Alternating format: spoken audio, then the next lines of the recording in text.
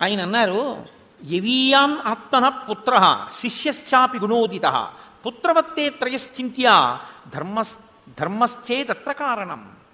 ధర్మము కారణముగా ధార్మికమైన దృష్టితో చూసినప్పుడు తమ్ముడు, అన్నగారి వైపు నుంచి మాట్లాడినప్పుడు ఒక అన్నగారికి తన తమ్ముడు, తన కడుపున పుట్టిన కొడుకు, తనని అనువర్తించేటటువంటి శిష్యుడు, ఈ ముగ్గురు ఎందు భేదం ఉండదు. ముగ్గురిని ఒక్కలాగే చూస్తాడు. తన కొడుకెంతో తన శిష్యుడంతే, తన శిష్యుడంతే తన తమ్ముడంతే. తమ్ముడు, శిష్యుడు, కొడుకు ముగ్గురు సమానం. ముగ్గురిని సమానంగా అన్నగారు చూడాలి. తండ్రి లేనప్పుడు పెద్దన్నగారిని తండ్రిలా తమ్ముడు చూడాలి. సుగ్రీవుడు చూశాడా లేదా? చూశాడు. నువ్వు దుందుభిని చంపడానికి వెడితే చచ్చిపోయావు అనుకున్నాడు, అందుకని ఉదకక్రియ చేశాడు. ఉదకక్రియ చేశాడు అంటే నమ్మాడు చచ్చిపోయావని. చెప్పలేదు మంత్రులతో, చచ్చిపోయావని కూడా చెప్పలేదు. బాధ తన కడుపులో పెట్టుకున్నాడు. వాళ్ళు గుచ్చి ప్రశ్న వేసి రాజ్యం ఇచ్చారు. తన భార్య రుమతో నువ్వు చచ్చిపోయావు అనుకుంది కాబట్టి చనిపోయాడు అనుకుంటే అన్న భార్య తమ్ముడిని స్వీకరించవచ్చు. సంధ్యావందనం చేసే మానవ జాతిలో నీ భార్య తార నీతో కూడింది కాబట్టి సుగ్రీవుని యందు దోషం లేదు. నీ భార్య అతనితో కూడిన ఆయన భార్య రుమతో ఆయన రాజ్యాన్ని స్వీకరించి పాలన చేశాడు. నువ్వు బతికున్నాను అని తిరిగి వచ్చావు. అన్నయ్య పట్టాభిషేకం అయిపోయిందని ఖైదు చేశాడా? కిరీటం పాదాలకి తగిలేటట్టు వంగి నమస్కరించి, అన్నయ్య రాజ్యం తీసేసుకో, నేను యువరాజుని, నన్ను మన్నించు, నాకు తెలియదు అన్నయ్య నువ్వు బ్రతికున్నట్టు అని చెప్పాడు. తండ్రిగా ఉండవలసిన నువ్వు జరిగిన పరిస్థితిని తెలుసుకుని నువ్వు పట్టాభిషేకం చేసుకుని నువ్వు తారతో, ఎందుకంటే నువ్వు బ్రతికొచ్చావు అని తెలుసున్న తర్వాత తార మళ్ళీ నీ పక్కకు వచ్చేయచ్చు. మీ జాతిలో అది దోషం కాదు. తార నీ పక్కకి వెళ్ళిపోయి రుమ సుగ్రీవుడి పక్కకి వెళ్ళిపోతే ధర్మం నిలబడి ఉండేది. సుగ్రీవుడి వైపు నుంచి దోషం లేదు. సుగ్రీవుడు నిన్ను ప్రార్థన చేశాడు, నువ్వేం చేశావు? తదేతత్కారణం పశ్య యదర్థం తం మయా హతః భ్రాతుర్వర్తసి భార్యాయాం త్యక్వా ధర్మం సనాతనం అస్యత్తం ధర్మాణస్య సుగ్రీవస్య మహాత్మనః రుమాయాం వర్తసే కామాత్ స్నుషాయాం పాపకర్మకృత్. నీవు సుగ్రీవుణ్ణి రాజ్యంలోంచి వెళ్ళగొట్టడం మొదటి తప్పు. అతను రాజ్యం ఇచ్చేస్తాను, యవరాజ్యం ఇమ్మన్నాడు. నువ్వు యవరాజ్యం ఇవ్వకపోగా కన్న కొడుకుని పంపినట్టు కన్న కొడుకుని ఇంట్లోంచి తప్పు లేకపోయినా పంపించడం ఎంత తప్పు, అలా పంపించావు. పంపించి ఊరుకున్నావా? చంపేస్తానని వెంట పడితే భూమండలం అంతా తిరిగాడు. ఋష్యమూక పర్వతం మీద బతుకుతున్నాడు. బతికున్నాడు తమ్ముడని తెలిసి, తమ్ముడు మరణిస్తే ఆమె కోరుకుంటే రుమని నువ్వు స్వీకరించవచ్చు. తమ్ముడు బతికున్నాడు, నాకు భయపడి ఋష్యమూక పర్వతం మీద ఉన్నాడని తెలిసి బలవంతంగా రుమని కామంతో నువ్వు అనుభవిస్తున్నావు ప్రతిరోజు. స్నుష అంటే ఇప్పుడు ఆమె నీకు కోడలు. తన కోడలిని ఆ దృష్టితో కూడా చూడకూడదు మామగారు. ఎందుకంటే తన కూతురు ఎంతో కోడలు అంతకన్నా ఎక్కువ స్థానం తెలుసా అండి శాస్త్రంలో. అందుకే రాముడైతే శాస్త్రం అలా ఉంటుంది. నీకు మామగారు చచ్చిపోయాడు అన్నాడు తప్ప నాకు తండ్రి గారు చచ్చిపోయాడు అని అనలేదు. పితామృతస్తే శ్వశుర పితాహీనోసి లక్ష్మణ అన్నాడు ఆయన అయోధ్యకాండలో. మీకు నేను వివరించాను కూడా. మామగారి లాంటి వ్యక్తి ఆడదాని జీవితంలో ఇంకా ఎవ్వరూ ఉండరు. ధర్మం తెలుసున్నవాడైతే ఆడపిల్ల తండ్రి ఎప్పుడూ ఒక మాట చెప్పాలి. అందరూ తనకి నమస్కరించినా పెళ్ళైపోయాక తన కూతురు మాత్రం మామగారు ఎదురుగుండా ఉండగా తనకి నమస్కారం చేయకూడదు. ముందు మామగారికే ముందు నమస్కారం నేర్పుకోవాలి. అమ్మా నీ మొదటి నమస్కారం నీ మామగారికే. మామగారి లాంటి బంధువు ఉండడు ఉండడు ఉండడు అని చెప్తోంది శాస్త్రం. అంత ప్రేమగా ఉంటాడు మామగారు. ఇది చెప్పేటప్పుడు నాకు చాలా సంతోషంగా ఉంటుంది. నా కోడలు ఇప్పుడు వస్తుందా అనిపిస్తుంటుంది. కాబట్టి అలాగని నువ్వు ఇప్పుడేం దాని గురించి ప్రత్యేక ప్రయత్నం అక్కర్లేదు. ఆ రోజు వచ్చినప్పుడు నేను చూస్తాను. కాబట్టి యవీయాం ఆత్మన పుత్ర, నీవు స్నుష కోడలి వంటి నీ మరదలితో నువ్వు సంగమించావు, బలవంతంగా అనుభవించావు. తమ్ముడు బ్రతికున్నాడని తెలిసి. ఇప్పుడు చెప్పు, ఎవరిది ధర్మం? నువ్వు ధర్మాత్ముడివా? నీకు పాపం లేదా? ఇప్పుడు ఇక్ష్వాకు వంశీకులదైన ఈ రాజ్యంలో ధర్మం తప్పి ఇలా తిరుగుతున్న వాడిని దండించే అధికారం నాకుందా లేదా? రాజు దండన విధించాలి. ధర్మం తప్పిపోయినవాడు పరిపాలన చేస్తే ఇదే రేపు అందరూ ధర్మంగా స్వీకరిస్తారు. కాబట్టి నువ్వు దండార్హుడవు. తత్ వ్యతీతస్య తే ధర్మాత్ కామవృత్తస్య వానరా భ్రాతృభార్యాభిమర్శ్యేస్మిన్ దండోయం ప్రతిపాదితః. తమ్ముడి భార్యని అనుభవించినటువంటి నిన్ను వధించడం మినహా ఇంకొక శిక్ష శాస్త్రంలో లేదు. పోన్లే ఏదో చేసి విడిచిపెడదాం, ఓ అంగవైకల్యం చేద్దాం, ఓ కాలు తీసేద్దాం, ఓ చేయి తీసేద్దాం అంటే కుదరదు. శాస్త్రంలో ఇటువంటి తప్పు చేసిన వాడు ఇక శరీరంతో ఉండకూడదు. కాబట్టి అతన్ని మృత్యువు మార్గమునకు పంపించవలసి ఉంటుంది, మృత్యువునకు ఎరగా పంపించవలసి ఉంటుంది. కాబట్టి నేను నిన్ను చంపేశాను బాణం వేసి.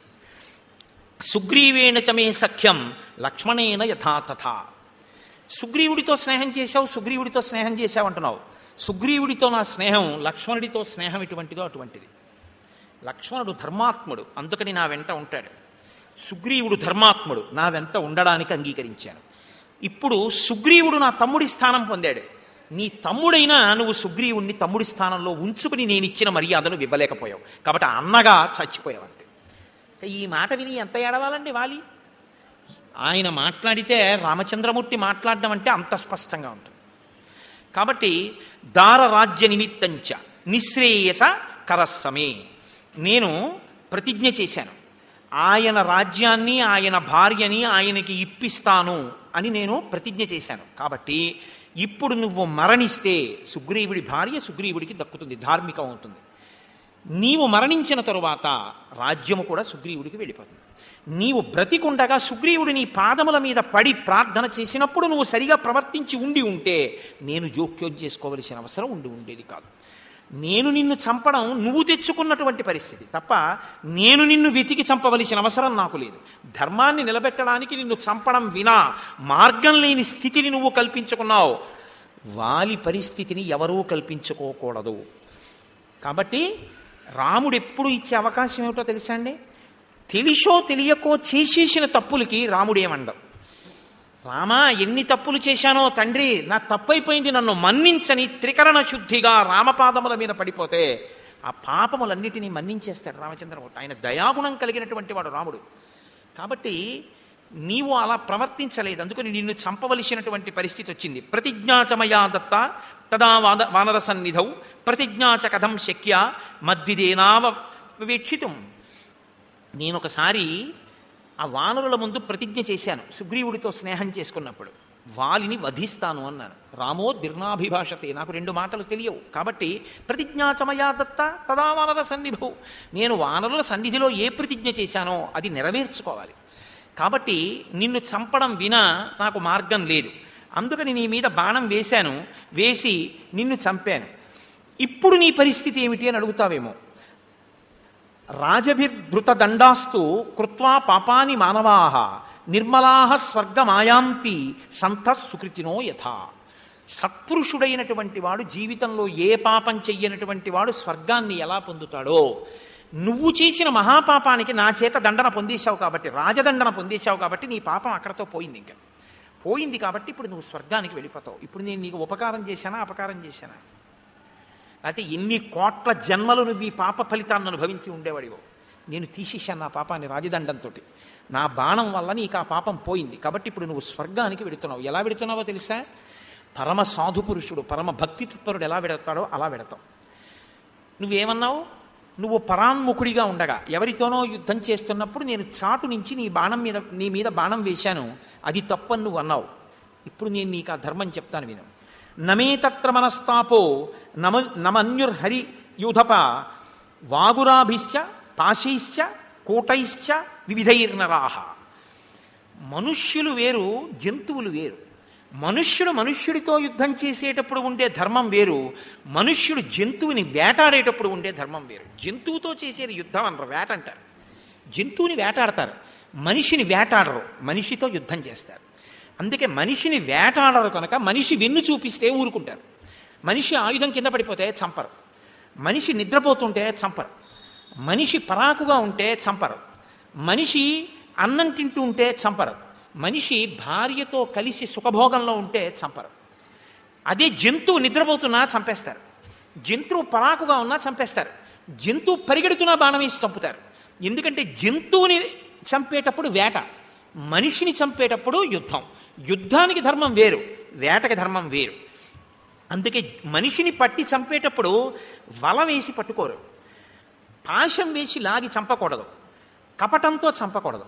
జంతువుని చంపేటప్పుడు వల వేసి పట్టుకోవచ్చు, పాశం వేసి పట్టుకోవచ్చు, కపటంతో పట్టుకోవచ్చు, నిద్రపోతున్నప్పుడు పట్టుకోవచ్చు, నిద్ర లేచుండగా పట్టుకోవచ్చు, మేత మేస్తుండగా కొట్టచ్చు, పారిపోతున్నప్పుడు కొట్టచ్చు, నిలబడినప్పుడు కొట్టచ్చు, పడుకున్నప్పుడు కొట్టచ్చు.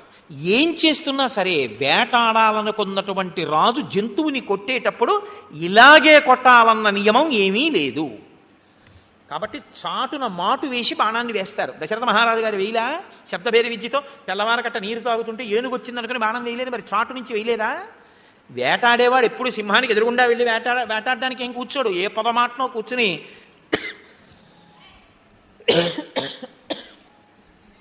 సింహం వచ్చింది అనుకుంటే వెంటనే సింహం మీద బాణప్రయోగం చేస్తారు. అంతేగాని ఆ సింహానికి ఎదురుగుండా వచ్చి యుద్ధం చేయాలని నియమం లేదు.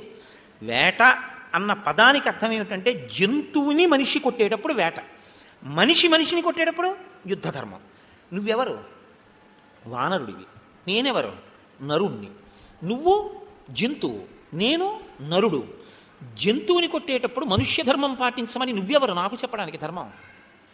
జంతువుని కొట్టేటప్పుడు వేట ధర్మం. నా ఇష్టం, ఎదురుగుండా నిలబడి కొడతా, పక్క నుంచి కొడతా, వెనక నుంచి కొడతా, పారిపోతుంటే కొడతా, వలేసి కొడతా, పాశం వేసి కొడతా, నిద్రపోతున్నా కొట్టేస్తా.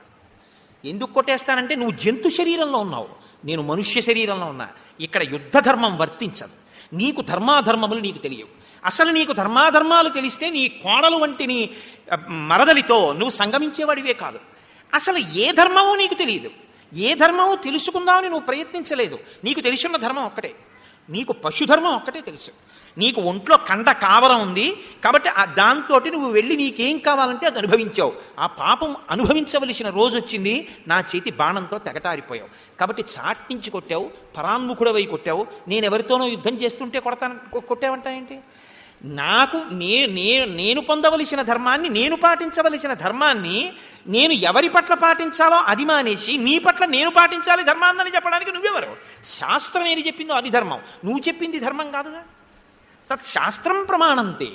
శాస్త్రము ప్రమాణం. ఇదే నేను మీతో మనవి చేసింది. రాముడు ఎప్పుడు మాట్లాడినా శాస్త్రమే మాట్లాడతాడు, తన సొంత నిర్ణయాలు చెప్పడు రాముడు. ధర్మాన్ని నిర్ణయించినది శాస్త్రాలు నిర్ణయించేయి, స్మృతులు నిర్ణయించేయి. ఆ స్మృతులు నిర్ణయించినప్పుడు క్షత్రియులకి వేట ధర్మాన్ని నిర్ణయించాయి, యుద్ధ ధర్మాన్ని నిర్ణయించాయి. వేట ధర్మం జంతువుల పట్ల, యుద్ధ ధర్మం సాటి మనుష్యుల పట్ల. ఇప్పుడు నేను ఒక జంతువుని వేటాడేటప్పుడు పరాన్ముఖంగా ఉండగా కొట్టానా, ఎదురుగుండా కొట్టానా, పారిపోతే కొట్టానా? ఇవేవి నాకు అధర్మాన్ని తీసుకురావు.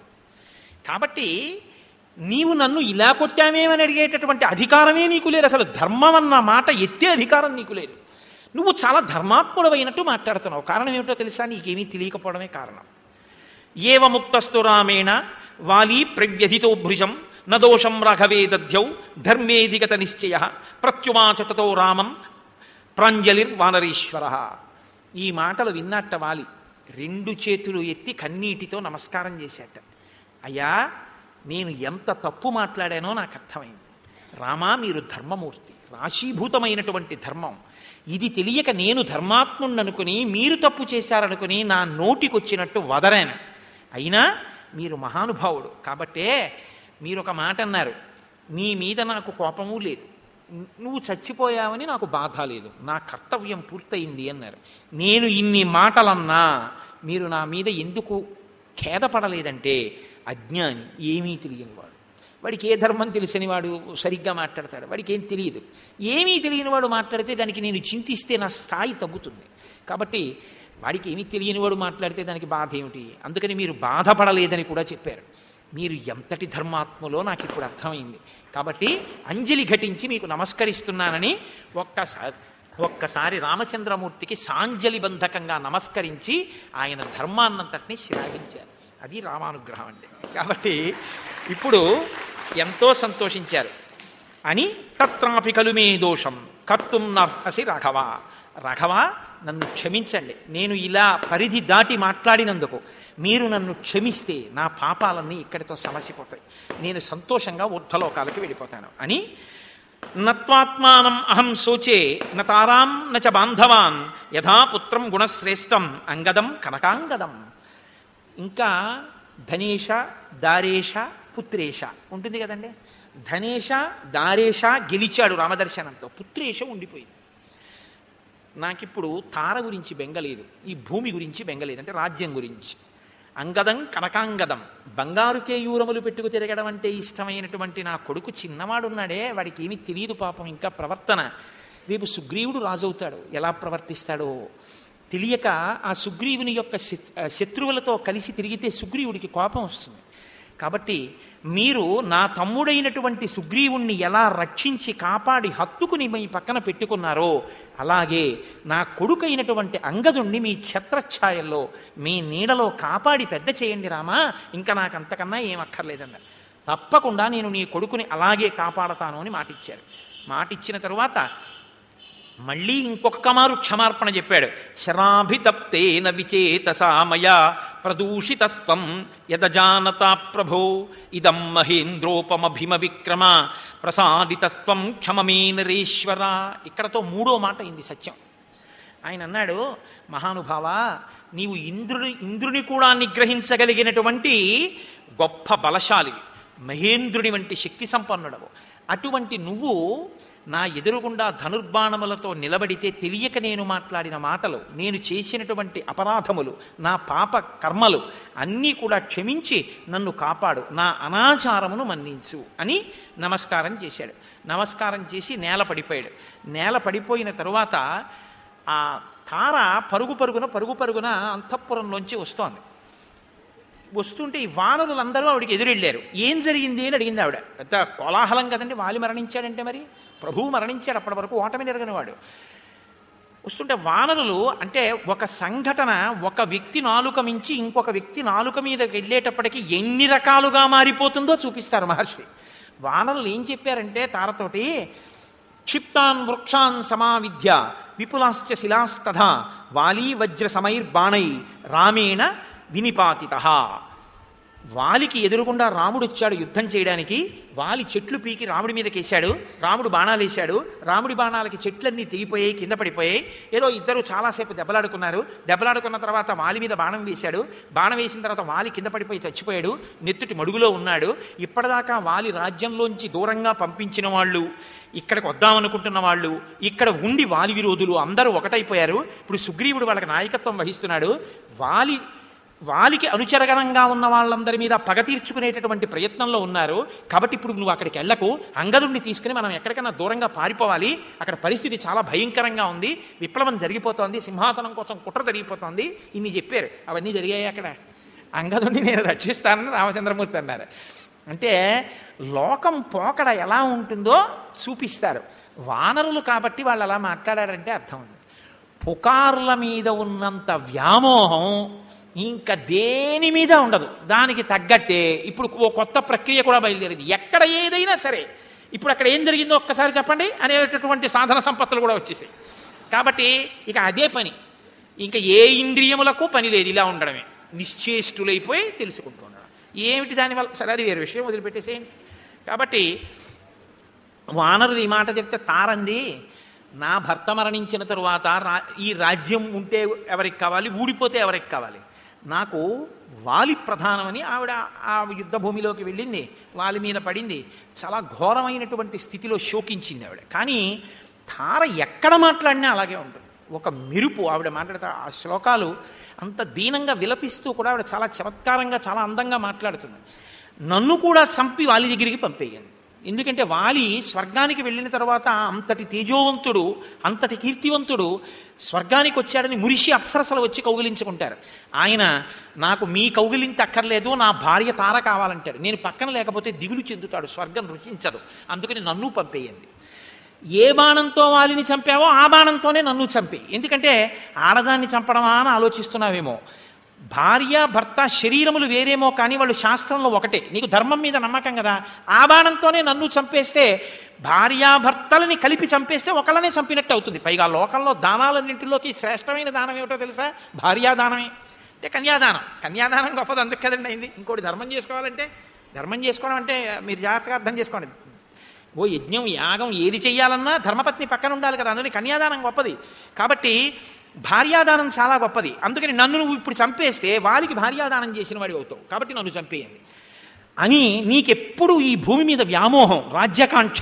అందుకని వాలి నేనొచ్చినా భూమినే కౌగులించుకుని పడుకున్నావా అంటుంది. ఆ ఏడుపులో కూడా ఆవిడ ఎంత చమత్కారంగా మాట్లాడుతుందో. కానీ అలా అనకూడదు, అది సంస్కృతి పాత్రం కాదు అలా మాట్లాడడం. అంటే అలా ఏడవడాన్ని అభినందించి మాట్లాడడం అన్నది మంచి పద్ధతి కాదు. కానీ ఆవిడ అలా పాపం శోకించింది భర్త యొక్క మరణానికి. కానీ ఆవిడ వాలితో ఒక మాట అంటుంది, ఇవి అనగలిగిన ప్రజ్ఞ లోకంలో చాలా తక్కువ మందికే ఉంటుంది. మండోదర్ అంటుంది రావణుడి విషయంలో, తార అంటుంది వాలి విషయంలో యుద్ధభూమిలో. ఆవిడ అంటుంది, సుగ్రీవస్య త్వయా భార్య హృతాసచ వివాసితః యత్తత్తస్య త్వయా వృష్టి ప్రాప్తేయం ప్లవగాధిప. నీవు నీ తమ్ముడైనటువంటి సుగ్రీవుడి భార్యని నీ భార్యగా అనుభవించడం వల్లనే ఈ ప్రమాదాన్ని తెచ్చుకోవడం అయింది. సుగ్రీవుణ్ణి రాజ్యంలోంచి పంపకుండా సుగ్రీవుడికి యవ్వరాజ్యం ఇచ్చి ఆయన భార్యతో ఆయన ఉండే అవకాశం ఆయనకి ఇచ్చి ఉంటే ఎలా ఉండేదో పరిస్థితి. నీ చావుకి కారణం రాముడని నువ్వు అనుకుంటున్నావు, నీ పాపమే కారణము అన్నాడు. కాబట్టి ఆ తల్లి, మహాతల్లి చాలా గొప్పగా అని ఆవిడ ఒక మాట అంది, నువ్వు మరణించావు సరే, నీ పాపం నువ్వు చేశావు, నువ్వు చనిపోయావు, కానీ ఇప్పుడు నా పరిస్థితి ఏమిటి?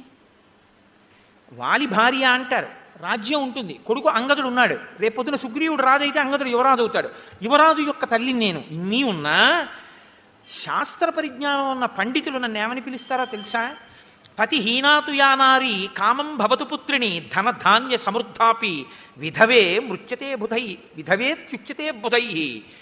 శాస్త్రమెరిగినటువంటి పండితులు పతిహీనాతు యానారి, భర్త లేనటువంటి ఆడదాన్ని ఎంత గొప్ప కొడుకున్నా, ఎంతమంది కొడుకులున్నా, ఎంత ధనం ఉన్నా, ఎంత ధాన్యం ఉన్నా విధవ అంటారు తప్ప ఇంకొక మాట అనరు నన్ను. కాబట్టి నువ్వు పాపపు నడువడితో ఉన్నావు, ఫలితం విధవగా నేను బతకవలసినటువంటి స్థితిని నాకు కల్పించావు అని రాముడి వంక తిరిగింది. రాముడి వంక తిరిగి రామునిలో ఉన్న తేజస్సు గుర్తించింది. అప్పుడు కూడా ఆవిడ బహుశా పూర్వపుణ్యము యొక్క బలం చేత తార అలా చెప్పగలిగింది తప్ప అన్యులకు అది సాధ్యం కాదు. అలా పసికట్టినా అలా వాక్కులలో ఆవిష్కరించలేరు. అందులో అటువంటి దీనస్థితిలో ఆవిడంత గొప్పగా మాట్లాడింది. త్వమప్రమేయశ్చ దురాసదశ్చ జితేంద్రియశ్చోత్తమ ధర్మకశ్చ అక్షీణకీర్తిశ్చ విచక్షణశ్చ క్షితిక్షమావాన్ క్షతజోపమక్ష. నీవు రామ త్వమప్రమేయశ్చ దురాసదశ్చ, నీ యొక్క శక్తిని ఊహించడం ఎవరికి సాధ్యం కాదు. భగవంతుడి యొక్క శక్తిని ఎవరు ఊహిస్తారండి? జితేంద్రియశ్చోత్తమ ధర్మకశ్చ, నువ్వు ఇంద్రియములను జయించినటువంటి వాడివి. ఉత్తమ ధార్మికశ్చ, నువ్వు చాలా ఉత్తమమైనటువంటి ధార్మికుడవు. ఇంద్రియములను గెలవడం వేరు, ఇంద్రియములను అణచడం వేరు. మీరు ఈ రెండింటికి తేడాని తెలుసుకోవాలి. ఇంద్రియములను అణిచినటువంటి వాళ్ళు రామాయణంలో ఉంటారు, ఇంద్రియములను గెలిచిన వాళ్ళు రామాయణంలో ఉంటారు. ఇంద్రియములను అణిచినవాడు రావణాసురుడు. ఇంద్రియాలని అణచడం అంటే ఏమిటో తెలుసా అండి? త్రాచుపాము యొక్క తల మీద పాదాన్ని పెట్టి కూర్చోవడం. కానీ లేచాడనుకోండి పాము కరిచేస్తుంది. ఇంద్రియాలు కొంతసేపు బయట వ్యామోహంతో తిరగకుండా తిప్పి అట్టే పెడతాడు. దానివల్ల బ్రహ్మగారి అనుగ్రహాన్ని పొందాడు, వరాలు పొందాడు. లేచాడు, ఇంద్రియాలన్నీ విజృంభిస్తాయి. కాబట్టి ఇప్పుడు ధర్మాన్ని వదిలేస్తాడు. ఇంద్రియాలు ఎటు తిరుగుతున్నాయో అటు తిరగడం మొదలు పెడతాడు. అధార్మికమైన ప్రవర్తన వైపు పెడతాడు. ఇంద్రియాలని గెలవడం అంటే ఏమిటో తెలుసా అండి? తాను ధార్మికంగా అనుభవించకూడదు అన్న సుఖం తన కన్నుల ముందు కనపడి తనని కోరుకున్నా తాను ఆ సుఖాన్ని అనుభవించాడు. ఎందుకంటే శాస్త్రం అంగీకరించాలి కనుక. ఆయన ఇంద్రియముల యందు కానీ మనస్సు యందు కానీ వికారము కలగదు. అలాంటివాడు ఇంద్రియములను గెలిచినవాడు. కాబట్టి జితేంద్రియశ్చోత్తమ ధార్మికశ్చ, నువ్వు ఇంద్రియములను గెలిచినటువంటి వాడివి, ఉత్తమమైనటువంటి ధార్మికుడివి. అక్షీణ కీర్తిశ్చ విచక్షణశ్చ, నీ కీర్తి క్షీణించదు. తెలియక వాలి ఏదో అన్నాడు, నీ కీర్తి మాసిపోయింది ఇవాల్టితోనని. అక్షీణ కీర్తిశ్చ విచక్షణశ్చ, నీకు యుక్తాయుక్త విచక్షణ బాగా ఉన్నవాడివి. క్షితిక్షమావాన్, భూమికి ఎంత ఓర్పు ఉందో అంత ఓర్పు ఉన్నవాడివి. క్షతజోపమాక్ష, ఎరుపు జీరలు తేరి రక్తం ఎలా ఉంటుందో అటువంటి కన్నులు ఉన్నటువంటి వాడివి, అంత అందగాడివి. త్వమాప్త బాణాసన బాణపాణి మహాబల సంహననోపపన్న మనుష్య దేహాభ్యుదయం విహాయ దివ్యేన దేహాభ్యుదయేన యుక్త. నువ్వు ఆ ధనస్సు పట్టుకుని బాణాల తూణీరం కట్టుకుని ఇలా నిలబడితే తార వచ్చేటప్పటికి ఆయన దాని మీద వాలి ఉన్నాడు ఇలాగా ఆ ధనస్సు మీద. నువ్వు నిలబడితే నీ అవయవ సంఘాతం ఉందే, నీ శరీరంలో అవయవాల యొక్క పొందిక, దాన్ని చూస్తుంటే అది ఒక మనుష్య శరీరానికి ఉండేటటువంటి అవయవముల యొక్క పొందిక కాదు, అది దేవతల యొక్క శరీరపు కాంతులు నీ శరీరపు కాంతులలో కనపడుతున్నాయి. కాబట్టి నువ్వు సాక్షాత్ ఈశ్వరుడవు అని ఆవిడ రామచంద్రమూర్తి యొక్క వైభవాన్ని కీర్తించింది. కీర్తించి ఆమె తాను కూడా సహగమనం చేస్తానని లోకంలో ఒక పోకడ ఒకటి ఉంటుంది. ఇంత చంపించేసినటువంటి సుగ్రీవుడు అన్నాడు, పాపం నేను ఎప్పుడు కనపడినా మా అన్నయ్య చెట్టు కొమ్మలతో కొట్టి ఇంకెప్పుడు రాకని తరిమేసేవాడు తప్ప చంపలేదు, నేను మాత్రం మా అన్నయ్యని చంపించేశాను, అలాంటి తమ్ముడు లోకంలో ఉండడు.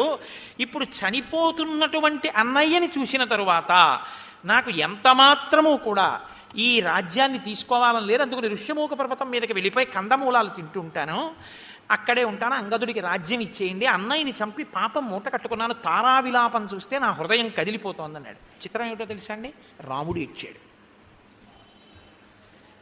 ఇది రాముడి హృదయం అంటే.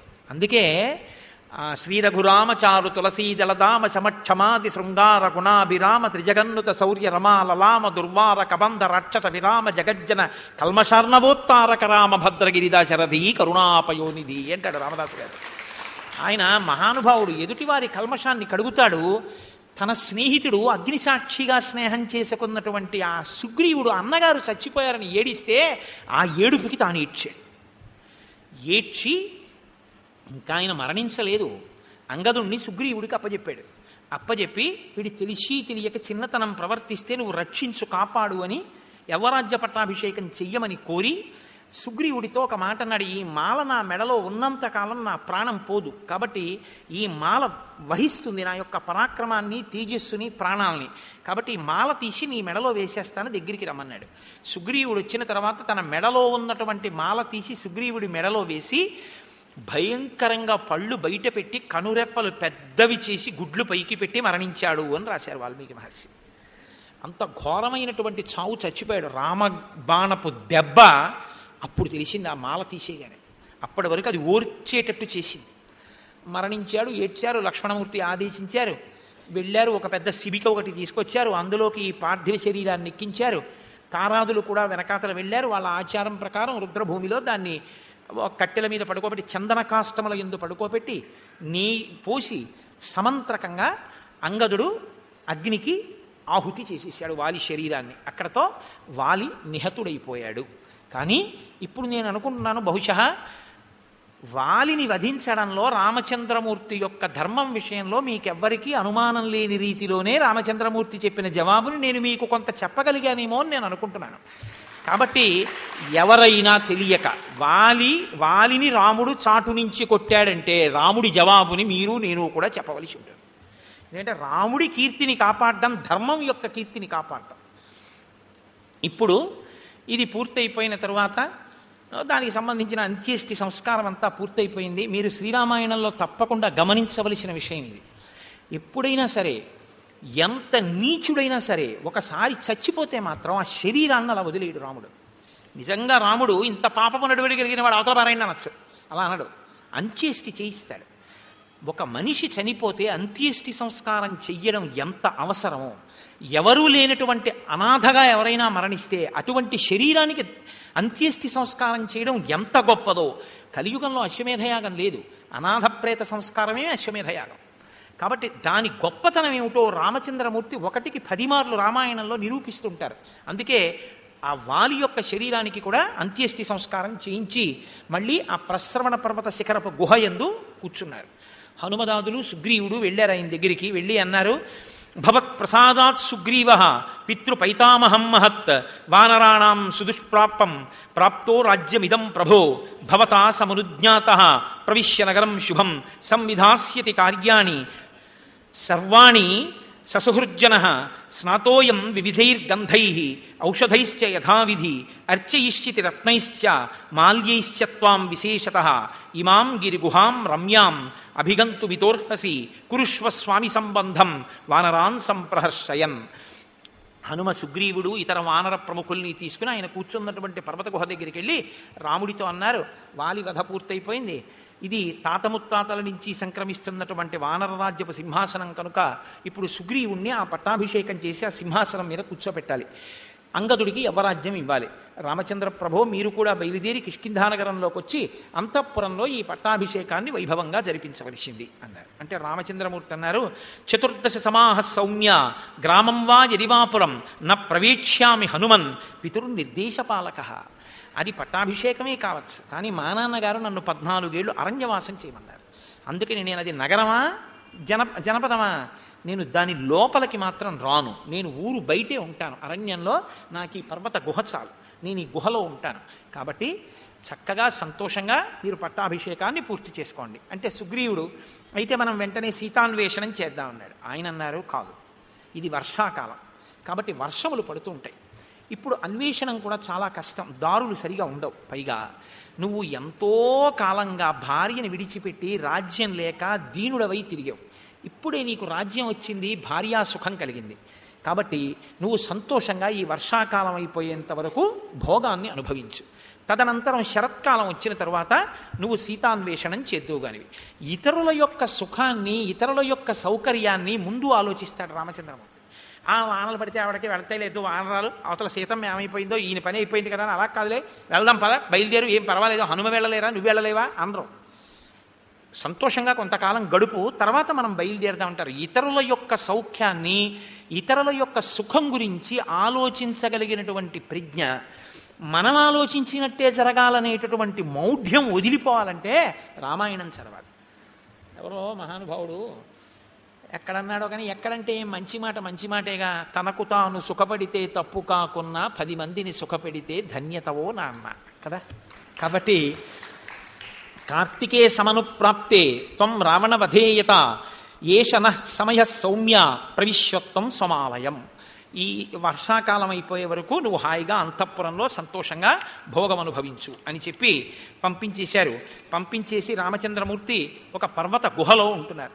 ఆ పర్వత గుహలో ఉన్నప్పుడు బయట వర్షాకాలం, ఆ వర్షాకాలంలో ఆ వర్ష ఋతువుని వాల్మీకి మహర్షి వర్ణన చేశారు. అనితర సాధ్యం. అసలు వాల్మీకి మహర్షి ఆ ఋతువుల్ని చూసినటువంటి తీరు, ఆ ప్రకృతి వైభవాన్ని వర్ణించినటువంటి తీరు అనన్య సామాన్యమైనటువంటి ప్రజ్ఞ. ఉత్తరోత్తర ఇతర కవులకు అందరికీ కూడా ఇదే మార్గదర్శకమైంది. ఏదో కథాపరంగా చెప్పి కథ వెళ్ళిపోవడమే కాదు, ఒక్కొక్కసారి మీరు కావ్యపరంగా ఋతువర్ణనలో ఉండేటటువంటి అందాన్ని కూడా ఆస్వాదించవలసి ఉంటుంది. వర్ష ఋతువు గురించి వాల్మీకి మహర్షి చేసిన వర్ణన చూడండి. పర్వత గుహలో ఉన్నటువంటి రాముడు లక్ష్మణుడితో చెప్తున్నాడు ఆ వర్ష ఋతువు యొక్క అందాన్ని. తాను స్వయంగా చెప్పడం కాదు మహర్షి, రామచంద్రమూర్తి కళ్ళల్లోంచి చూస్తారు ఆ అందాన్ని, చూసి చెప్తారు. శక్యం అంబరమారుహ్య మేఘ సోపాన పంక్తిభి కుటజార్జున మాలాభి అలంకర్తుం దివాకరం. లక్ష్మణ, ఈ మేఘాలున్నాయే ఇవి బాగా కిందకి దిగిపోయాయి. నేను ఒకసారి వెంకటాచలం వెళ్ళాను ఏదో సేవ చేయడానికి, ఆ శ్రవణ మాసంలో వెళితే ఆ రోజు వెంకటాచలంలో ఆనందనిలయంలోంచి బయటకు వచ్చేసరికి ఎవరికి ఎవరూ కనపడలేదు. ఇంకా ఎందుచేత అంటే మేఘాలన్నీ దిగిపోయాయి కొండ మీదకి. ఒక్కొక్కసారి అసాధారణంగా అలా జరుగుతూ ఉంటుంది.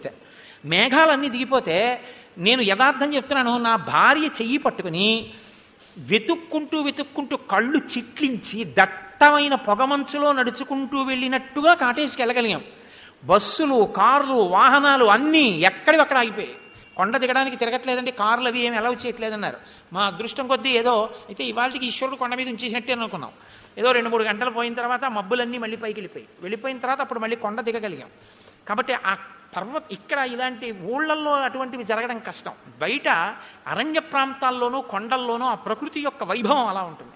ఆ మేఘాలన్నీ ఇలా కిందకి దిగితే గుహలోంచి చూసి రాముడు అంటున్నాడు, లక్ష్మణ, మన కులదైవం కదా, మన వంశం సూర్యవంశం కదా, సూర్య భగవానుడి దగ్గరికి వెళ్ళి మనం ఎప్పుడూ కూడా కొండమల్లెలతో కూడుకున్నటువంటి తెల్లని పుష్పమాల, ఎర్ర గన్నేరుమాల, తెల్లపూలు ఎర్రపూలు కదా సూర్యభగవానుడికి అర్చన, ఈ 2 పుష్పహారములను అసలు మన వంశానికంతటికీ కూడా కులదైవమైనటువంటి సూర్యనారాయణమూర్తికి మనం ఎప్పుడు వేయలేదు. మనం సూర్యవంశ ప్రభువులం, ఎప్పుడూ లోపల ఏదో మూర్తికి వేయడమే. ఇవాళ మేఘములనేటటువంటి మెట్లు కట్టి ఈ మెట్లెక్కి సూర్యనారాయణమూర్తి మెళ్ళలో కొండమల్లెల దండ, గన్నేరు దండ వేయడానికి వీలుగా సూర్యమండలానికి మేఘాలని మెట్లు నిర్మించి ఈశ్వరుడు తన సేవ చేసుకోమని పిలుస్తున్నట్టు లేదా అని అడిగాడు. ఆ మేఘ పంక్తుల్ని సూర్యమండలం వరకు ఉన్న వాటిని ఆయన అలా అభివర్ణించారు. సంధ్యా రాగోద్ధితైస్తామ్రై అంతేష్వదిక పాండరై స్నిగ్ధై రభ్రపటచ్ఛేదై బద్ధవ్రణమివాంబరం. ఆకాశంలో సూర్యబింబం ఉంది, సూర్యాస్తమయం అవుతోంది, ఇంకా ఎర్రగా ఉంటుంది కదండి. సాయంకాలం సంధ్యలో సూర్యుడు ఎర్రగా ఉంటాడు. వాల్మీకి మహర్షి ఇలా వర్ణిస్తే తిక్కన గారు ఒకలా వర్ణించారు అస్తమిస్తున్న సూర్యుడిని.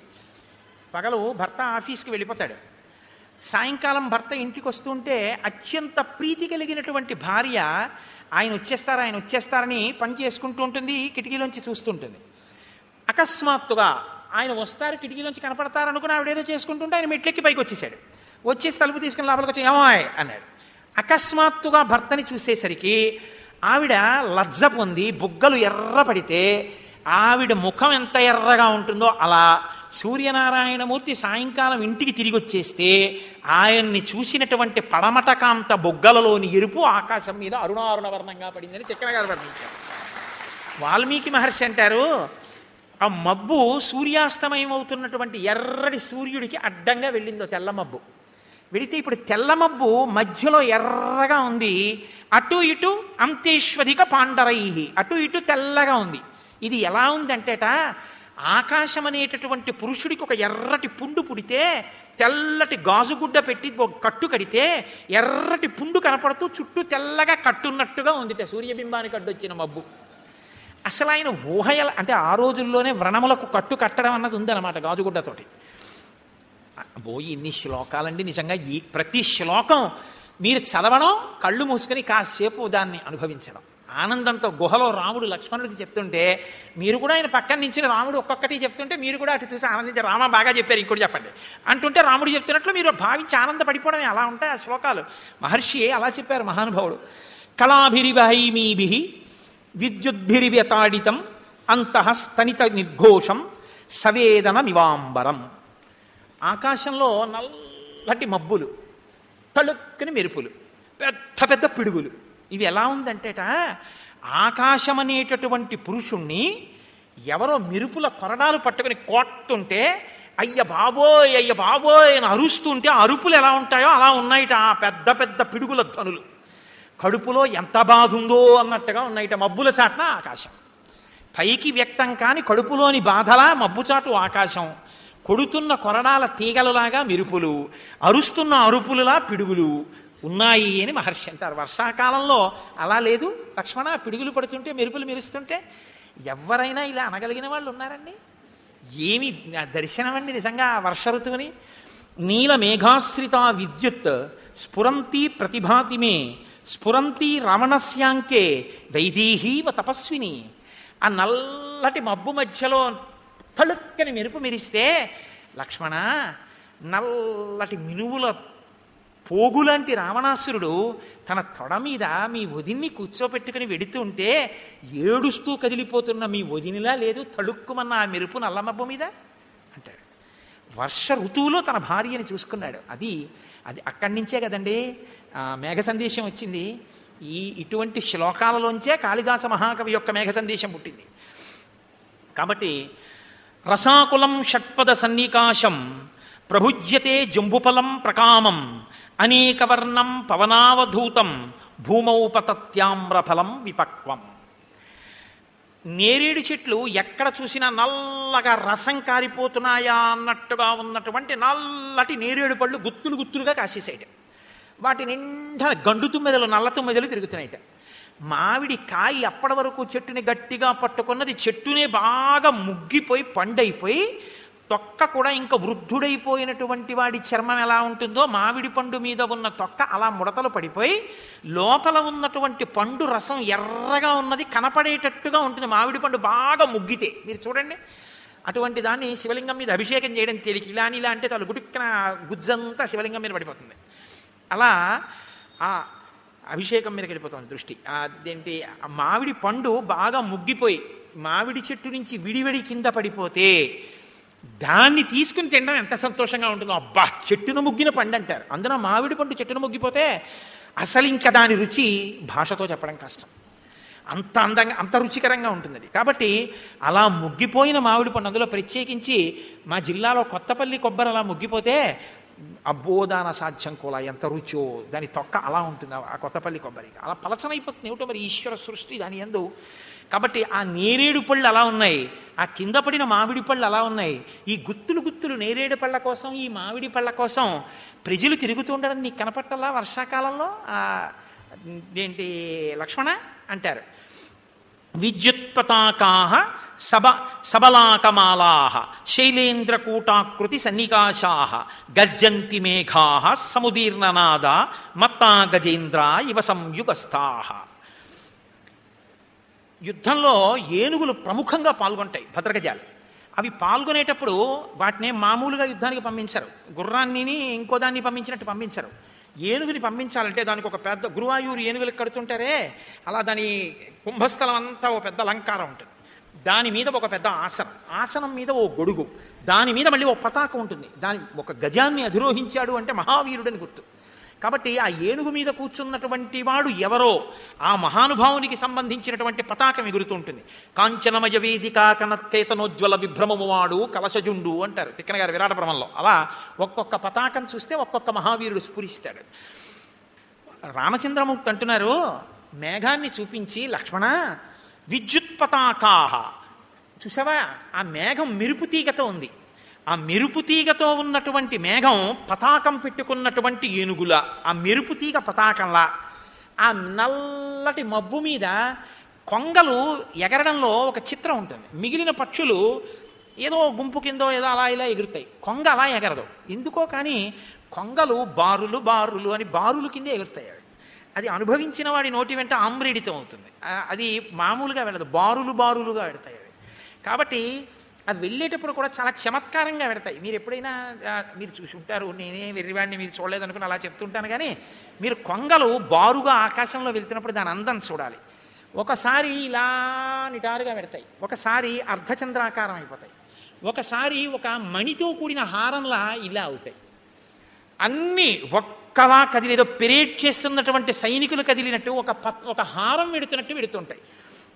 లక్ష్మణ నల్లమబ్బు మీద ఇవన్నీ అలా వెడుతుంటే శైలేంద్రకూటాకృతి సన్నికాశాహ సబలా కమాలాహ, ఇవి ఈ కొంగల బారులు ఏనుగు మెడలో వేసినటువంటి పూలదండల, నల్లమబ్బు ఏనుగుల, మెరుపుతీగ దాని మీద పెట్టినటువంటి పతాకంలా, ఆ మేఘంలోంచి వచ్చేటటువంటి ఉరుము యుద్ధానికి వెడుతున్నటువంటి ఏనుగు చేసిన ఘీంకారంలా యుద్ధభూమిలో ఏనుగులా కనపట్టాలా నీకు ఆ మబ్బు? ఒక క్షత్రియుడికి ఎలా కనపడాలో అలా కనపడింది ఆయనకి. అంటే లక్ష్మణుడు అవునన్నయ్యా అవునన్నయ్యా అని ఎంతో సంతోషంగా ఆ మబ్బుల వంక చూస్తున్నాడు. అబ్బో ఏమి వర్ణన చేశారండి మహానుభావుడు. బాలేంద్ర గోపాంతర చిత్రితేన విభాతి భూమిర్నవశాద్వలేన గాత్రానువృత్తేన శుభప్రభేణ నారీవలాక్షోక్షిత కంబళేన. వర్షాలు పడ్డం వల్ల ఆకుపచ్చటి గడ్డి పెరిగింది బాగాను. ఎక్కడ పెరుగుతుంది గడ్డి? భూమి మీద పెరుగుతుంది. ఈ బాగా పెరిగినటువంటి పచ్చగడ్డి మీద ఆర్ద్ర పురుగులని ఎర్రగా ఉంటాయి. ఎర్రగా ఉన్న ఆర్ద్ర పురుగులు అక్కడక్కడక్కడక్కడక్కడ పాకుతున్నాయి. వర్షాలు పడేటప్పటికి ఈ పురుగులు పుట్టేస్తాయి, పాకుతున్నాయి. ఆ గుహలోంచి, పర్వత శిఖరపు గుహలోంచి కిందకి చూశారు రాముడు. చూసావా ఎలా ఉందో?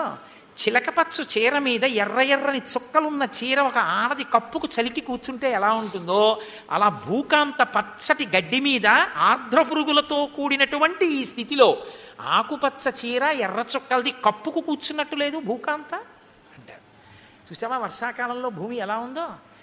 రెక్కలన్నీ తడిసిపోయి టపటప శబ్దాలు చేస్తూ కడుపు నిండా నీళ్లు తాగి ఆ పక్షుల అందం చూసావా లక్ష్మణ ఎలా ఉన్నాయో అని ఆయన అంటారు.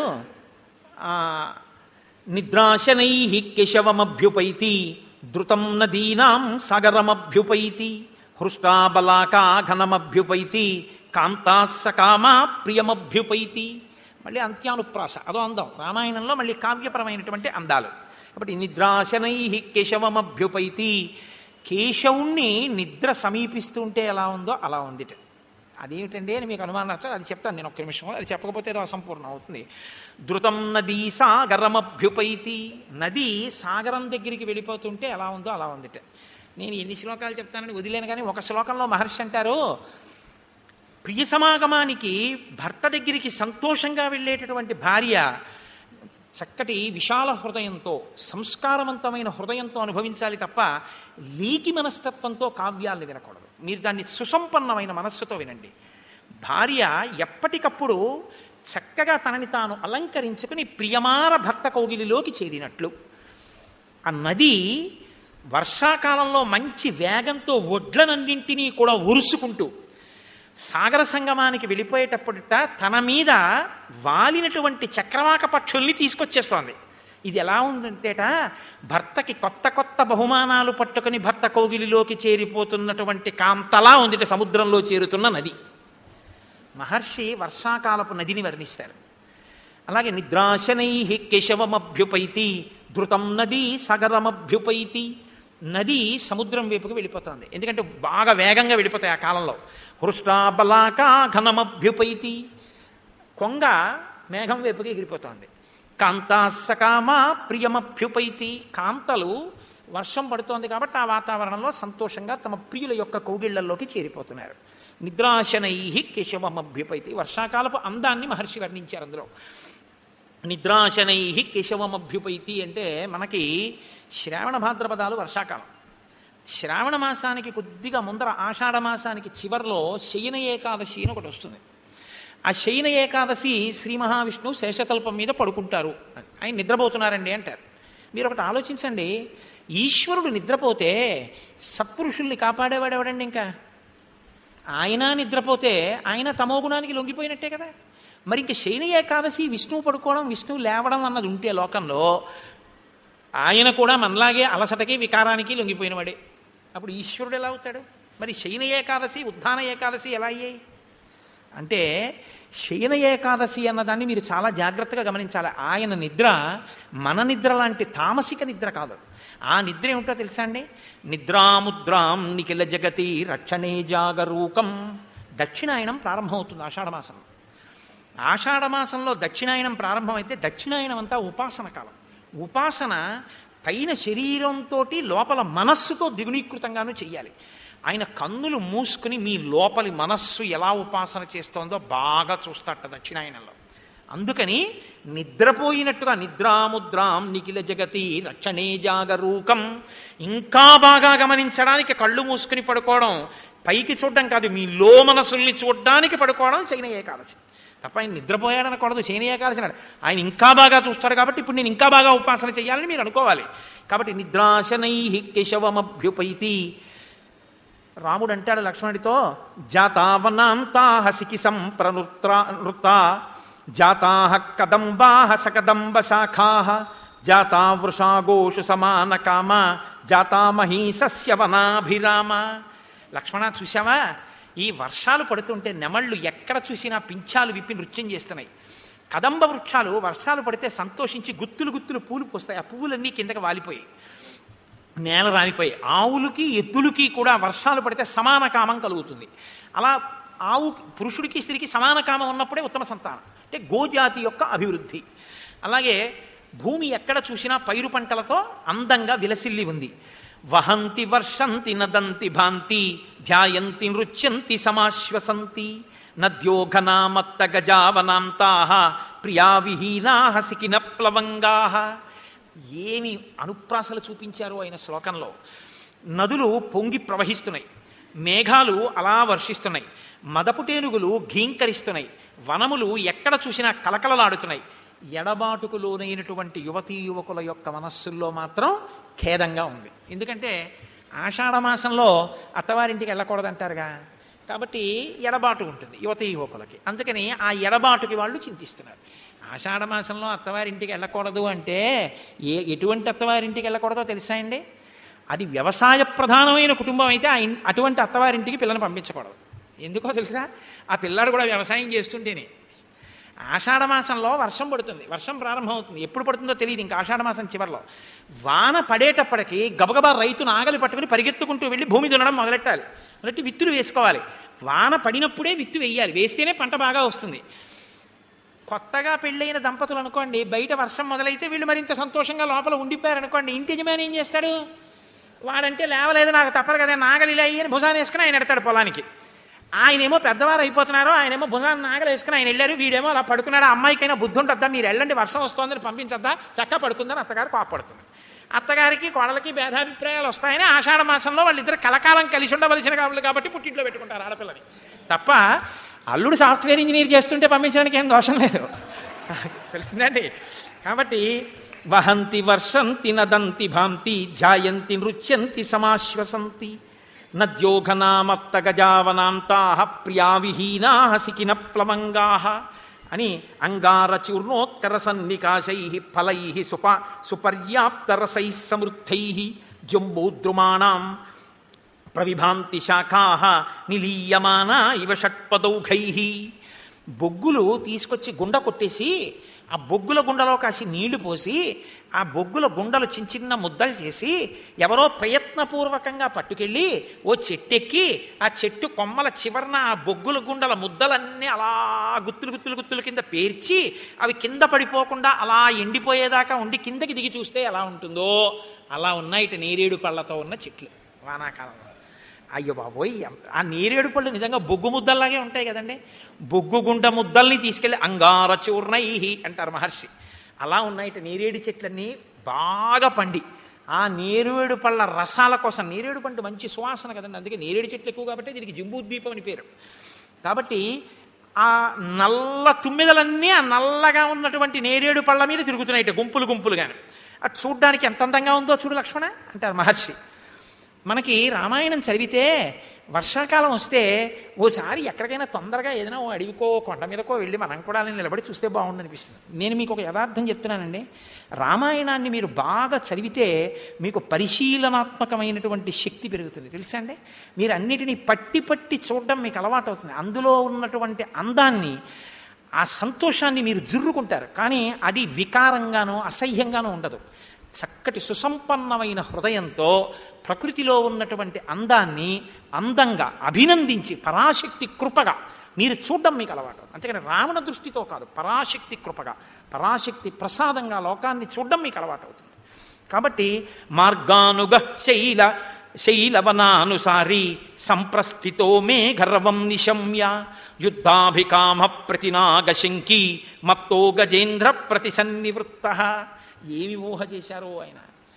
యుద్ధానికి వెళ్ళడం కోసమని ఒక రాజుగారు ఒక ఏనుక్కి అంబారీ వేసి పెద్ద ఆ ముఖానికి ఒక పెద్ద చాందిని లాంటి ఆభరణాలు పెట్టి అన్నీ పెట్టి సిద్ధంగా పెట్టారట. ఇప్పుడు అవన్నీ చేసేటప్పటికి ఆ ఏనుక్కి ఎప్పుడెప్పుడు యుద్ధానికి వెడతామా అని సంతోషంగా ఉంది. వర్షం వస్తే యుద్ధానికి వెళ్ళరు. పెద్ద వర్షం వచ్చింది. వర్షం వచ్చి దూరంగా ఎక్కడో గర్జన వినపడింది, మేఘగర్జన. ఈ ఏనుగుట అంబారీ ఊగిపోయేటట్టుగా పరిగెత్తుకుంటూ తాను భీంకరిస్తూ వెళ్ళింది. అంటే ఎదుటి సైన్యంలో ఉన్నటువంటి యోధులకు సంబంధించిన ఏనుగు ఒకటి యుద్ధానికి వచ్చేస్తోంది, నేను వెళ్ళకపోతే ఎలాగా అని అది కూడా వెళ్ళిపోయింది. వెళ్ళిపోతే అది మేఘం గర్జించింది, ఏనుగు కాదు. కాబట్టి ఇది చాలా దూరం వెళ్ళి చూసిందిట, ఏనుగు కనపడలేదుట. ఓహో, నా చిత్తభ్రాంతి, యుద్ధం కోసం సిద్ధమై ఉన్నాను కదా, నా శత్రు సైన్యంలో ఏనుగు గర్జించినట్టు అనిపించి ఇంత గబగబా వెళ్ళిన ఏనుగు మెల్లగా తొండం ఊపుకుంటూ తిరిగి వస్తోందట. మేఘగర్జన విన్న యుద్ధపుటేనుగు అలా వెళ్ళి తిరిగి వచ్చేస్తోంది. లక్ష్మణ చూసావా దాని పౌరుషం అంటారు రామచంద్రమూర్తి. క్వచిత్ ప్రగీత ఇవ షట్పదౌఘై క్వచిత్ ప్రనృత్త ఇవ నీలకంఠై క్వచిత్ ప్రమత్త ఇవ వారణేంద్రై విభాంత్యనేకాశ్రయిణోవనాంతా. చూసావా ఇక్కడ తుమ్మెదలన్నీ ఝంకారం చేస్తూ సంగీత కచేరీ చేస్తున్నాయి. మీరు కొన్ని క్షేత్రాలకు వెడితే ఆశ్చర్యంగా ఉంటుంది. మీరు ఇలా వెళ్ళారనుకోండి ఏదో సంగీతం జరుగుతుంటుంది. మీరు అక్కడి నుంచి వచ్చేసి ఇలా వెళ్ళారనుకోండి ఏదో నాట్యం జరుగుతుంటుంది. గురువాయూరులో దేవాలయం బయట ఎప్పుడు ఏదో నాటకం, నాట్యం, నృత్యం ఏదో చేస్తుంటారు. వెంకటేశ్వర స్వామి గుళ్ళో వెంకటాచలంలో ఆస్థాన మంటపంలో ఏదో జరుగుతుంటుంది. ఇప్పుడు ఏదో ఒకటి జరుగుతుంటాయి. అలా కాకుండా మీరు కొన్ని ఏదో తీర్థాలు జరుగుతున్నాయి అంటుంటారు, సంబరాలు జరుగుతున్నాయి, అమ్మవారి సంబరం అవుతుందంటారు. అలాంటి చోటుకి వెడితే ఇక్కడ ఒక కళా పరిషత్తులోనేమో నృత్యం జరుగుతుంటుంది, ఇంకొక చోట సంగీతం జరుగుతుంటుంది, ఇంకొక చోట ఏమో ఏదో పురాణం జరుగుతుంటుంది. అలాగట వానాకాలంలో అరణ్యమంతా కూడా కచేరీలు జరుగుతున్నాయి. ఏం కచేరీలు అంటే ప్రగీత ఇవ షట్పదౌఘై, ఈ భ్రమరములన్నీ తుమ్మెదలన్నీ ఝంకారం చేస్తూ తిరుగుతున్నాయి. అది పాట కచేరీట. చాలాసేపు పాటలు విన్నాం, కాసేపు డాన్స్ ప్రోగ్రామ్ చూద్దామని ఇలా వస్తే ఇంకొక చోటకి వెడితే క్వచిత్ ప్రనృత్త ఇవ నీలకంఠై, అక్కడ నెమళ్ళు నాట్యం చేస్తున్నాయిట. కాసేపు మీరు ఆ డాన్స్ చూడొచ్చు. అయిపోయిన తర్వాత అబ్బా ఇది కాదు, కాసేపు ఏదైనా అలా మ్యూజియం లాంటిది చిత్ర విచిత్రమైన వస్తువులు చాలాసేపు చూడాలనిపించే వాటిని చూడాలనిపించింది అనుకోండి, క్వచిత్ ప్రమత్త ఇవ వారణేంద్రై, మదించిన ఏనుగులు ఆ వర్షంలో తడిసి నిలబడి ఉన్నాయిట గుంపులుగా, వాటిని చూడొచ్చుట. ఇలా అరణ్యం అంతా రకరకాల కచేరీలు, వినోదాలు జరుగుతున్నట్టు ప్రకాశించట్లేదు ఈ పర్వత శిఖరం నుంచి చూస్తే లక్ష్మణ అంటారు. ఇలా ఆ వర్ష ఋతువుని గురించి వర్ణించి సూర్యాస్తమయం అయింది. సంధ్యావందనం చెయ్యాలిగా. సూర్యాస్తమయం అయిందని ఎలా తెలుస్తుంది? చీకటిగా ఉంటుంది. ఎందుకటి? బయట నల్లటి మబ్బు కమ్మేసింది, ఇంట్లో వెలుతురు ఉండదు, అందుకని లైట్ ఏవే, బయట మబ్బు ఏం కనపట్టలేదు అంటాడు ఆయన. అలా కటిక చీకటిగా ఉంది మబ్బుల వల్ల. సూర్యాస్తమయం అయిందని ఎలా తెలిసింది? అంటే రామచంద్రమూర్తి అంటారు, నిలీయమానైర్విహగై నిమీలద్భిశ్చ పంకజై వికసంత్యాచ మాలత్య గతోస్తం జ్ఞాయతే రవి. అక్కడ పక్షులన్నీ కూడా గూటికి వెళ్ళిపోతున్నాయి, అలాగే ఆ పద్మములన్నీ కూడా ముడుచుకుపోతున్నాయి, అలాగే సన్నజాజి పూలన్నీ సాయంకాలం వేళ విచ్చుకుంటున్నాయి. దీన్ని బట్టి సూర్యాస్తమయమైంది అని తెలుస్తోంది లక్ష్మణ, లేకపోతే అసలు తెలియదు అని ఆయన అంటారు. చూసావా వర్షాకాల వైభవం ఎంత అందంగా ఉందో? మనమైతే ఎప్పుడూ ఒకటే అనుభవిస్తాం. ఏమిటి అనుభవిస్తాం అంటే, వాన వచ్చేస్తుంది, ఆఫీస్కి వెళ్ళాలి, ఎలా రెయిన్ కోట్ ఎక్కడుంది, అది ఎక్కడో మడత పెట్టి పెట్టేశాను, ఇప్పుడు స్కూటర్ మీద వెళ్తే వాటర్ సర్వీసింగ్కి మళ్ళీ ఇవ్వాలేమో, బురద, రోడ్లు చూస్తే గోతులు, టైంకి వెళ్ళాలి, ఎలా ఫైల్ ఉండిపోయింది. అసలు మనం ఆ ఋతువుని అనుభవించడం, ఆ ఋతువు ప్రకృతిని అనుభవించడం, ఆ అందాలు అనుభవించడం అన్నీ మానేసి కృతక జీవితమే. కనీసం కావ్య పఠనంలో పరకాయ ప్రవేశం చేసి అనుభవించినా అదొక గొప్ప ఆనందం. ప్రకృతిని పరిశీలించడం ఒక గొప్ప విద్య అండి.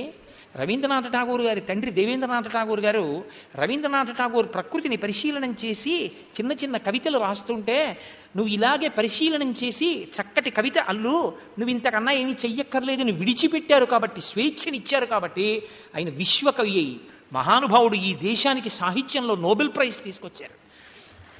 ప్రకృతి పరిశీలనం అన్నది అంత గొప్పది. ఆ ప్రకృతి పరిశీలనంలోంచే వ్యక్తి ఋషి అవుతాడు.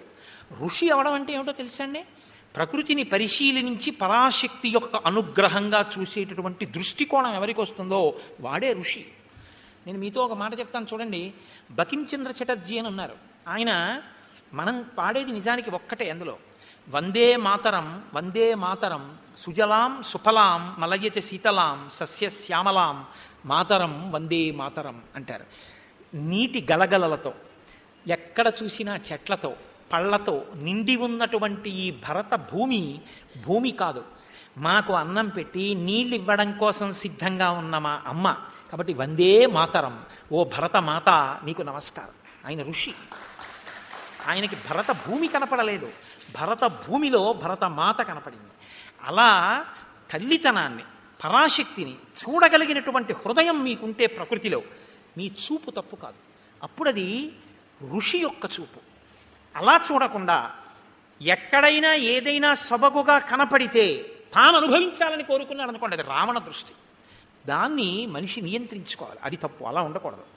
అందాన్ని అందంగా, సౌందర్యాన్ని సౌందర్యంగా అభినందించాలి. అది పరాశక్తి విభూతి. ఎక్కడెక్కడ ఏది అందమైందున్నా, ఏది ప్రకాశవంతమైందున్నా మమ తేజోంశ సంభవం అంటాడు గీతాచార్యుడిది, నా తేజస్సు అంటాడు. ఓ ఈశ్వర నీ తేజస్సు అని అభినందించి ఆనందించగలగాలి. కాబట్టి రామచంద్రమూర్తి అంటారు, ఉపకారేణ వీరోహి ప్రతికారేణ యుజ్యతే అకృతజ్ఞో అప్రతికృతో హంతి సత్వవతాం మనః. సుగ్రీవుడు ఇప్పుడు వర్షాలు పడుతున్నాయి కాబట్టి విశ్రాంతి తీసుకుంటున్నాడు. నిజమే, పాపం ఎంత కష్టపడ్డాడో, సుఖంగా సంతోషంగా గడపని ఇతరుల కష్టాన్ని తాను అర్థం చేసుకుంటాడు రాముడు. వర్షాకాలం అయిపోయిన తర్వాత కూడా ఇలాగే భోగాల్లో మునిగిపోయి ఉండిపోతే కృతజ్ఞత అన్నది మరిచిపోయిన వాడు అవుతాడు, కృతజ్ఞుడు అవుతాడు. ఉపకారానికి ప్రత్యుపకారాన్ని మరిచిపోయిన వాడు అవుతాడు. అప్పుడు పెద్దల చేత శ్లాఘింపబడడం, పెద్దల యొక్క నిందకి గురవుతాడు. అది తర్వాత ఇంకా ప్రారంభం అవుతుంది. కాబట్టి మనం ఇప్పుడు ఆ సుగ్రీవుణ్ణి విశ్రాంతి తీసుకొనిద్దాం. తొందరగా ఈ వర్షాకాలం వెళ్ళిపోతే శరత్కాలం ప్రారంభమైన తర్వాత మనం వెడదాం. అంటే ఓర్పు వహించడం అన్నది రాముడికి తెలుసు. ఇది తార చెప్పింది. ఊరికే తొందరపడిపోవడం, వర్షాకాలం అయితేనేంటి, ఇంకోటి ఏంటి, ఏదో లేచిందే లేడికి ప్రయాణం అన్నట్టు మనం వెళ్ళిపోవలసిందే, రావణాసుడి మీద యుద్ధం అలా అనడం. ఇప్పుడు బయలుదేరితే ఎంతమందికి ఇబ్బంది, కాబట్టి తన ఇబ్బందిని ఓర్చుకుంటాడు. ఈ ఓర్చుకునే గుణం రాముడిలోంచి తీసుకోవలసి ఉంటుంది. జాతి, ప్రత్యేకించి యువకులు దీన్ని తీసుకోవాలి. యువతీ యువకులు రామచంద్రమూర్తి ఇతరుల గురించి ఆలోచించే ధోరణి, ఇతరులు సుఖపడాలని ఆయన కోరుకునే విధానం, తన కష్టంలో ఉన్న ఇతరులు సుఖంగా ఉన్నారని తాను సంతోషించగలిగిన హృదయం, ఓర్పుతో తాను వీచి ఉండగలిగినటువంటి లక్షణం, ఇది నేర్చుకుంటే మీకు జాతి సుసంపన్నం అవుతుంది. అలా సుసంపన్నం కావాలి అంటే ఆబాలగోపాలము రామాయణం చదువుకోవాలి, రామాయణాన్ని వినాలి. కనుక ఇప్పుడు నేను మీతో ఒక శుభవార్త చెప్పవలసి ఉంటుంది.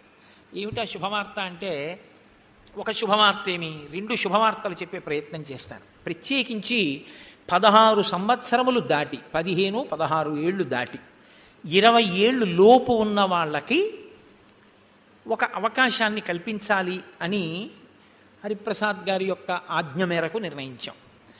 ఎందుచేత అంటే ఈ భవిష్యత్తు వాళ్ళదే. ఇంకా వాళ్ళకి ఇవాళ అయోమయ స్థితి ఎలా ఉందంటే, ఎందుకంటే పాపం చాలామంది పిల్లలు ఏదో ప్రశ్న వేస్తుంటారు నా దగ్గరికి వచ్చి.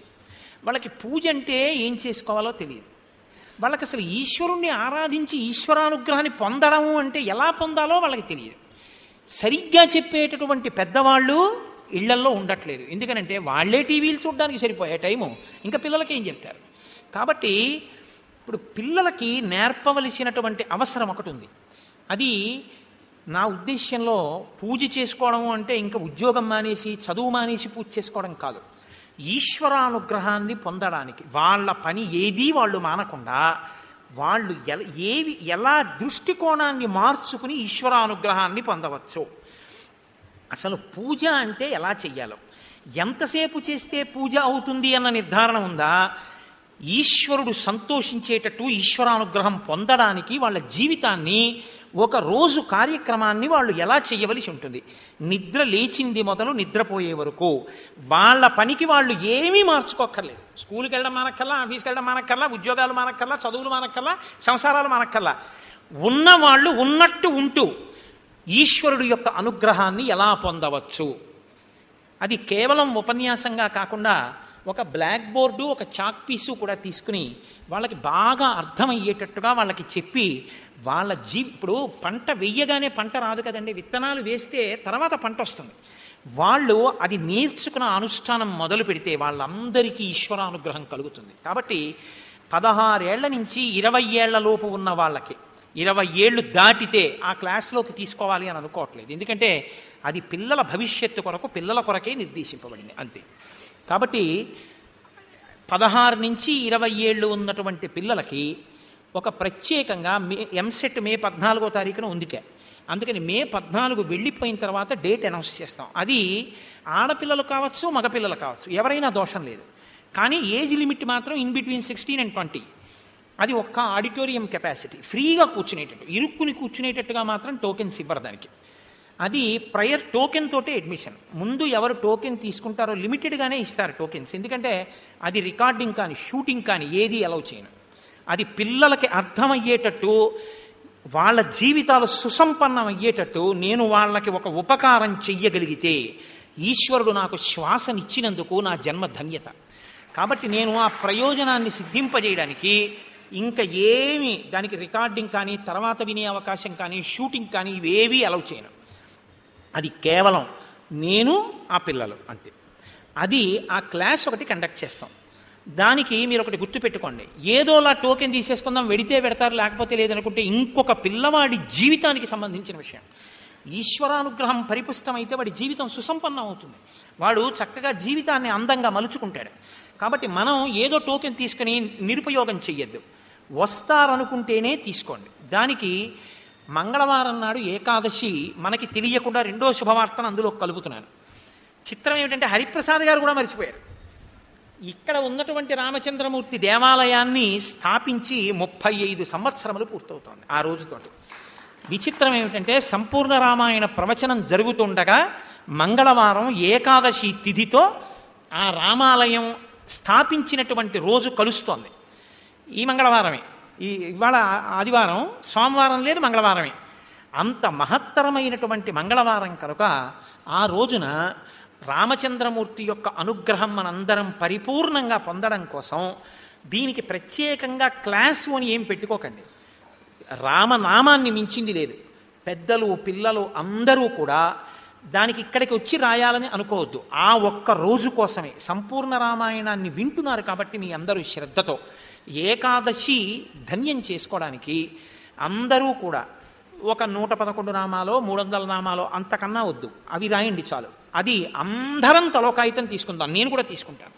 తీసుకుని మనందరం ఆ మంగళవారం నాడు మాత్రం ఆ ఏకాదశి తిథి ఉండగా రాసి రామచంద్రమూర్తి ఆలయం 35 ఏళ్ళైన సందర్భంగా మనందరం రామచంద్రమూర్తికి ఇచ్చుకునేటటువంటి గొప్ప కైంకర్యం ఆ రామనామాలు రాసినటువంటి కాగితాల్ని అక్కడ ఉన్నటువంటి పాత్రలోకి సమర్పిద్దాం. అది ఇలాగే ఇక్కడే పెట్టచ్చు. ఆ రోజున ఏకాదశి అందరూ చక్కగా తెచ్చి రామనామాల్ని సమర్పిస్తారు. కాబట్టి ఆ రోజునంత గొప్ప రోజు కాబట్టి ఎలాగో విశేష ప్రసాదాన్ని హరిప్రసాద్ గారు మనం అడగకపోయినా చేయిస్తారు. ఆ పూజ అంటారా, పూజ చేస్తారు. పూజ అక్కడ చెయ్యబడ్డం కాదు, మనం ఏదో చెయ్యాలి కదా. వాచిక, కాయిక, మానసిక కైంకర్యములు నడుస్తాయి. చెయ్యి కదులుతుంది శ్రీరామ అంటూ శరీర కైంకర్యం. శ్రీరామ అని నోటితో అంటాం కాబట్టి వాచిక కైంకర్యం. శ్రీరామ అన్నప్పుడు శ్రీకారం చుట్టడంలో మనసు నిలబెట్టారు కాబట్టి మానసిక కైంకర్యం. 3 నిలబెట్టారు కాబట్టి ఏకాదశి నాడు మీకు రామానుగ్రహం కలగడానికి పరిపుష్టం. అందుకని రామనామం రాయమన్నాను తప్ప నేను ఏదో మిమ్మల్ని ఇబ్బంది పెట్టడం అదే పనిగా ఏదో చెప్తుండడం నా ఉద్దేశ్యం కాదు. అందుకే తక్కువే తీసుకోండి అని చెప్పాను. చక్కగా రేపు ఉపన్యాసం అయిపోయిన తర్వాత అందరికీ ఆ కాగితాలు అందేటట్టుగా మీరు ఏర్పాటు చేయండి. మనం అందరం ఏకాదశి నాడు రాయండి, ముందు రాయద్దు. ఏకాదశి నాడు మీ ఇళ్లలో కూర్చుని రాసేసి తెచ్చి రామకైంకర్యంగా ఇక్కడ సమర్పిద్దాం. కాబట్టి ఈ మంగళవారం రామచంద్రమూర్తి బహుశా నేను అనుకుంటున్నాను మొన్నను ఇక్కడ పిల్లలు పెద్దలు అందరూ రామనామం రాయడం చూసి మురిసిపోయి అయిపోతుంది, ఇంకా శుద్ధకాండ యుద్ధకాండ అయితే రామాయణం అయిపోతుంది కదా అంటే ఆయనకి బెంగ, ఆయన నిరంతరం చెప్పించుకోగలడు. కానీ మళ్ళీ ఓసారి పిల్లలందరూ రామనామం రాసిస్తే చూడాలని ఉందని సీతమ్మ అడిగుంటుంది. అందుకే ఇప్పుడు జ్ఞాపకం చేసి నా పుర్రెకి ఈ బుద్ధి పుట్టించాడు ఆయన. కాబట్టి మనందరం చక్క రామనామం రాసి ఇక్కడ సమర్పిద్దాం. ఈ మంగళవారం ఏకాదశి నాడే ఆ రోజు రాత్రి ఉపన్యాసం అయిపోయిన తర్వాత ఆఫీస్ రూమ్లో టోకెన్స్ ఇస్తారు. ఇప్పుడే కదా చెప్పాను ఓర్పు అన్నమాట. క్యూ లైన్ ఫార్మ్ అయ్యేటప్పుడు ఆ ఓర్పు కనపడాలి. పెద్దవాళ్ళు తీసుకున్నా పర్వాలేదు, పిల్లలు తీసుకున్నా పర్వాలేదు. వాళ్ళు నోట్స్ రాసుకోవడానికి అవసరమైతే వాళ్ళకి స్క్రిబ్లింగ్ ప్యాడ్స్ సప్లై చేద్దామండి. మనం చేస్తే వాళ్ళు నేను బ్లాక్ బోర్డ్ మీద చెప్తూ ఉంటే వాళ్ళకి ఏది ఎందుకు ఎలా చెయ్యాలో వాళ్ళ పని మానుకోవలసిన అవసరం లేకుండా వాళ్ళు ఈశ్వరానుగ్రహాన్ని ఎలా పొంది జీవితాన్ని భగవదర్పితంగా ఎలా బతకచ్చో వాళ్ళు కూడా పాయింట్స్ నోట్ చేసుకుని నోట్స్ రాసుకోవడానికి అవకాశం ఉంటుంది. అది అయిపోయిన తర్వాత వాళ్ళకి నేను అవకాశం ఇస్తాను. వాళ్ళకి ఏమైనా అనుమానం ఉంటే ఆ వచ్చిన విద్యార్థులందరూ నేను ఇచ్చినటువంటి క్లాస్కి సంబంధించి నన్ను ప్రశ్న వేయచ్చు. నేను వాళ్ళకి ఎలా దాన్ని అలాగా సమకూర్చుకోవచ్చో నేను వాళ్ళకి ఆ డౌట్ కూడా క్లారిఫై చేస్తాను. నా వాణి వల్ల ఒక్క పిల్లవాడో ఒక్క పిల్లో భగవంతుని యొక్క అనుగ్రహానికి పాత్రులు అయ్యారనుకోండి, మా అమ్మ అంత కష్టపడి ప్రసవ వేదన పడి నన్ను కన్నందుకు ఆవిడ ప్రసవ వేదన ధన్యత పొందుతుంది. అంతకు మించి నాకే స్వార్థం లేదు. కాబట్టి దీనికి టోకెన్లు మంగళవారం నాడు ఇవ్వండి, చక్కగా తయారు చేసేసి ఇవ్వండి. చాలా లిమిటెడ్గా ఇవ్వండి, ఇరుక్కుపోయేటట్టు ఇవ్వద్దు. ఫ్రీగా కూర్చుని వాళ్ళు వినాలి. మంగళవారం నాడు సాయంకాలం టోకెన్స్ ఇస్తారు. ఎగ్జాక్ట్ డేట్ ఆఫ్ క్లాస్ ఎప్పుడు ఏ రోజు ఇది జరుగుతుంది అన్న విషయాన్ని మీకు తొందరలోనే మళ్ళీ ప్రకటన చేయడం జరుగుతుంది. కాబట్టి ఇప్పుడు మనందరం చక్కగా రామనామాన్ని పలుకుదాం. శ్రీరామనామము రామనామము రమ్యమైనది రామనామము,